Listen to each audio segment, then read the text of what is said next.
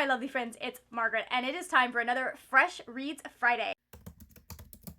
If you are new to the channel, Fresh Reads Friday is the occasional Friday series where I do a non-spoiler review of a book that I have recently discovered and I think you might enjoy reading as well. Today, we are going to be talking about Wicked Fox by Kat Cho. Wicked Fox is a modern-day fantasy novel based on Korean mythology and folklore. It is about Gumi-young and An Ji-hoon. Mi-young is a gumiho, which is a nine-tailed fox-type creature that lures men to their deaths, basically. They're like sirens, but on land, and they're foxes, so obviously much prettier than the wet, scaly ladies in the ocean. So Mi-young has to feed at least once every month on the gi of someone in order to keep from losing her immortal soul. Mi-young tries to choose her victims from people who are kind of the bottom feeders of society, just awful people. They have done terrible things. She's doing her best to be a ethical gumiho, just like not randomly killing people. She still feels a little guilty about it, but like it's what she has to do to survive. And then one night, she runs into Ji-hoon, who is in an altercation with another immortal mythological being,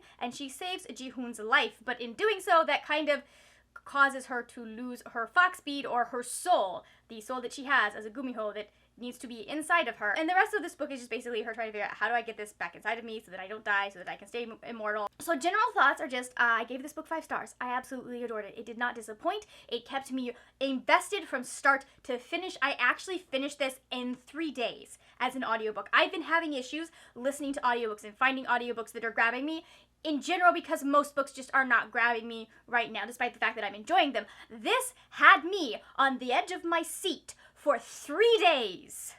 3 days just sitting there reading this, not being able to put it down because it was just delivering a good story. It was delivering fantastic characters. I loved the world building and the world that she created in this book. Needless to say, I highly, highly recommend this, and let's get into some of the reasons why. As usual, we're gonna get into characters first. I loved the fact that these 2 main characters were flawed, they were dynamic, they were realistic. These are definitely teenagers dealing with teenage things.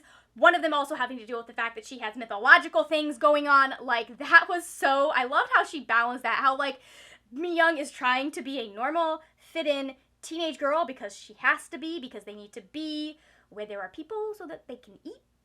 Otherwise, they have no one to eat. That's a weird sentence. It's amazing that I love this character. So she's having to grapple with the fact that she's got this whole fox speed thing, and she also has teenage drama at school, and it was just really well done. They are both so well developed. They both had reasons that you were rooting for them, and also reasons you're sitting there going, okay, slow down, take a breath, let's think this through. Did they think it through? Not all of the time, but they try. It's a very, I feel, more concentrated plot. The main focus of the plot are these 2 characters. I do love these side characters that Kat Cho developed. She did a really good job of creating these side characters that were fleshed out, that were important to the plot, without them overwhelming or overpowering Ji-hoon and Mi-young's stories. There weren't a lot of them because this is a very isolated plot to some extent, but they were pulling their weight in the story. They were doing double duty in some cases. They were doing triple, quadruple, just blow your mind duty in some cases.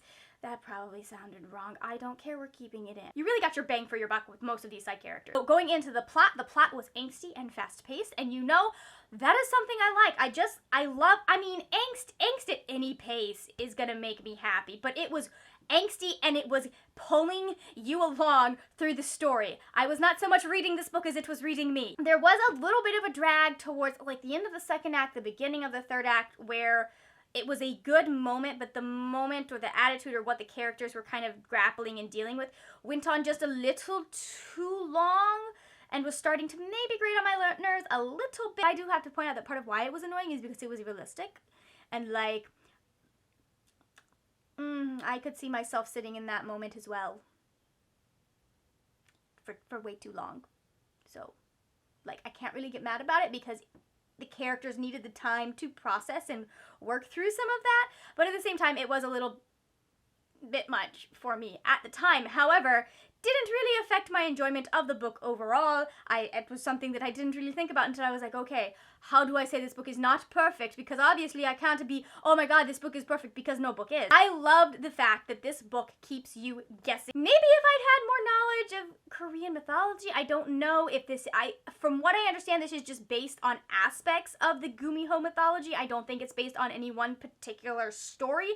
Could be wrong, because I have not sat down with Korean mythology the way that I have with, like, for example, Greek.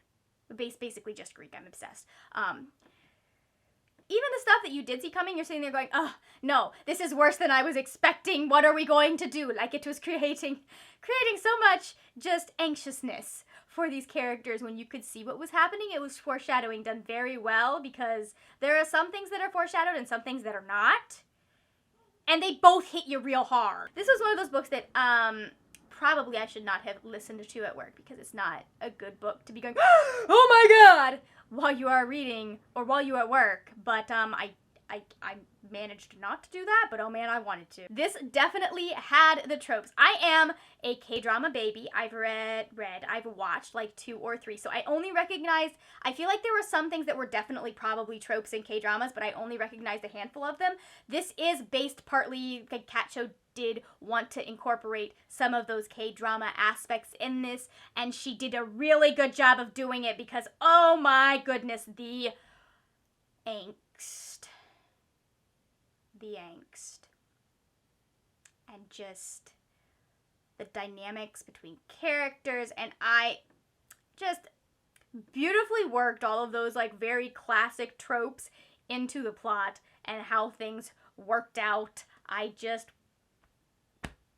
It was good. And now it is time to talk about world building. Now, with contemporary fantasy, world building is something that we're going to talk about a little differently than we might with, like, a high fantasy or with a science fiction, but she did a really good job of building this world around you. Even in contemporary, you do still have to give readers a sense of place, of time, of what the character is, you know, what surrounds them, what their lives are like, what their culture is like, and I think she did a really good job of imparting all of this to you. I really, really believed that we were in a world where these mythological creatures could be flying under the radar. She did a really good job of keeping the reader from getting lost in so much, like, there is so much going on, and you could have easily gotten lost in where are we, what's going on, how is all of this mythology tying in, and it was really well integrated into the story. It didn't overwhelm the characters, it didn't overwhelm the plot, it fed into and expanded it. It made it richer without making it boring. We have all read that fantasy book where it's like, here's extra information, and you're like, I don't care. You cared. You were getting questions answered this entire time. I especially liked the way there would be little sections where she would go into various aspects or various opinions on Gumiho mythology. I don't know if they're based on any real texts. She made it sound like they were historical documents that had been found by someone. Do we know who that was? I'm not entirely sure, but, like, it kind of just gives us a little bit more about what Mi-young is facing and what she's dealing with. So I really appreciated those. So that is my review of Wicked Fox by Kat Cho. Like I said, I really, really enjoyed it. I highly recommend the audiobook, and I gave it 5 stars. If you are feeling chatty, go ahead and let me know in the comments if you've read this book, if you're interested in it, any thoughts you have about the review, any questions you have. If you are not feeling chatty, obviously you're gonna leave me a fox emoji. That's just how it's going to work today. Thank you so much for watching. If you enjoyed this video, please give it a thumbs up. I will also have other videos over here of other things I do on my channel. Check those out. You might enjoy them. Maybe I'll put another review over there. Maybe you'll find another book you like. That is it for now, my friends. Happy reading, and I will see you later when we will talk about more wordy, nerdy things. Bye!